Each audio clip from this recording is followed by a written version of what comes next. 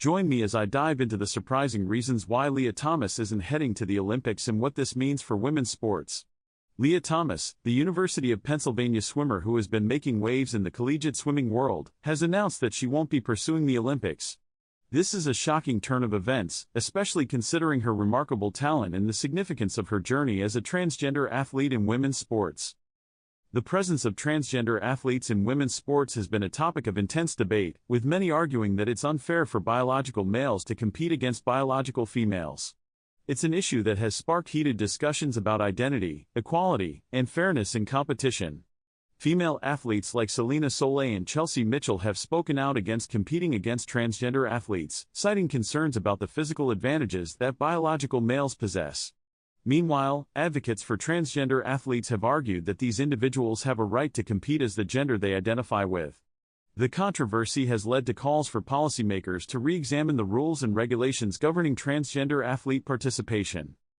The International Olympic Committee has been at the center of this debate, with its guidelines permitting transgender athletes to compete as the gender they identify with, provided they've undergone hormone therapy for at least a year.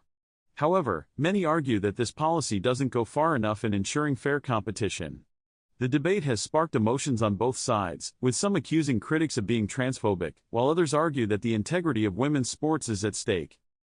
The implications of Lia Thomas's decision not to pursue the Olympics are far-reaching. On one hand, it's a blow to advocates for transgender athletes, who see her as a symbol of progress and acceptance. On the other hand, it's a victory for those who believe that women's sports should be reserved for biological females. The sports community is divided, with some praising Lia for her courage and others accusing her of avoiding the scrutiny that comes with competing at the highest level. One of the most impactful reactions to Lia's decision has come from Nancy Hogshead-Macker, a prominent advocate for women's sports and a three-time Olympic gold medalist.